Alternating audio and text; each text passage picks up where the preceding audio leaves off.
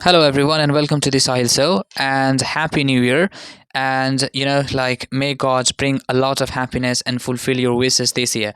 This year is absolutely going to be so interesting for many people who had decided to achieve something this year. May God give them strength to so that they can really achieve whatever they wanted to achieve. Like last year, and they couldn't do that just for some reasons, but may God give you strength to do it this year.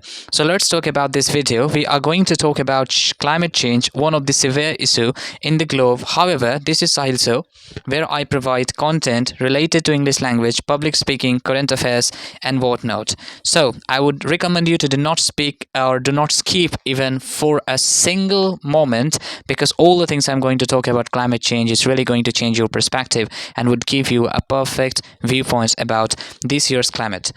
Last year was really a very hottest year, isn't it? The past year was the hottest on record.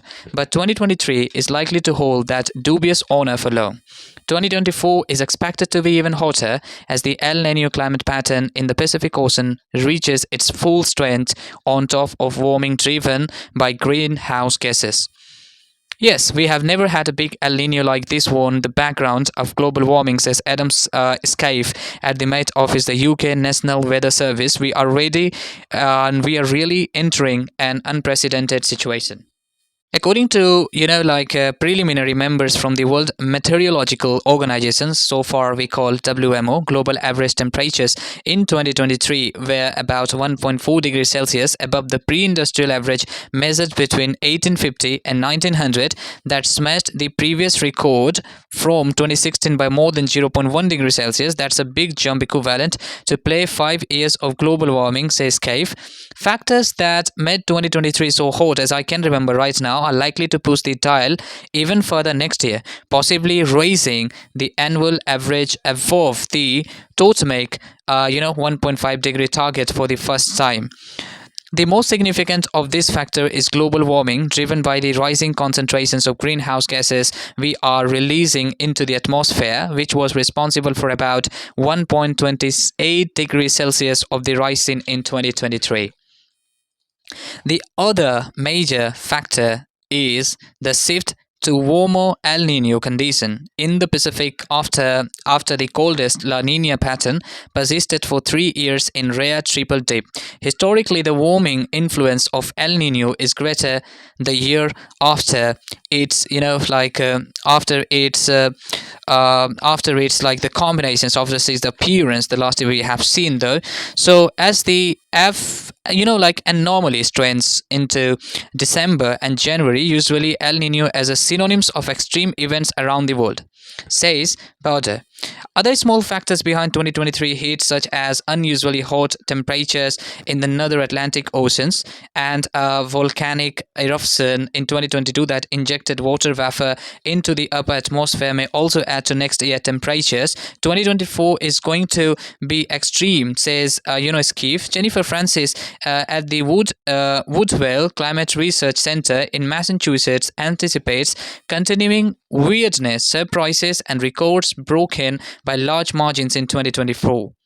While we could see the classic impacts of a strong El Nino, for instance, drought and heat in South America, Australia, and Southeast Asia, unusual combinations of ocean temperatures could affect the jet stream that drives weather in unexpected ways. And the another part is the combinations of factors has never occurred in recorded history. So predictions about the next few months weather are particularly murky, she says. Still, Francis says she would be very surprised if the global average temperature for all of 2024 rose more than 1.5 degrees Celsius above the pre-industrial average.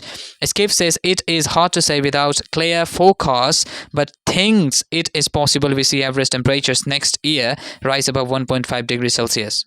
Crossing this threshold for a single year wouldn't be a breach of the Paris Agreement target to keep temperatures below 1.5 degrees Celsius. That would require the 20 years average to rise 1.5 degrees Celsius above the pre-industrial average. But I think Skype points out this has little bearing on the impacts of the heat on people and ecosystem right now. Whether it slightly tips over or not makes no difference. He says the point is like we are very close to have a severe temperature this year. And it's the reality actually if you try to understand the temperature of last year 2023, which was severe. And what I have been noticing here in climate change topic, as I'm a climate lover, I love to talk in this topic more than any other topic in the world. That is how our climate is changing. Report finds like by the 2080, 85% glacier will be gone. And actually imagines how we are continuously and perpetually damaging our like a climate. Are we expecting like to be happen something good with us? It's not going to happen. In first hand we are trying to damage the climate, and second hand we are trying to protect the climate. It's not going to happen like that. Somehow I read this news in the Guardian that 10,000 people had lost their life in 2022 just by the heat waves and climate change. And I think climate change is also responsible for flooding, volcanic eruptions, and many stuff which are killing people around the globe.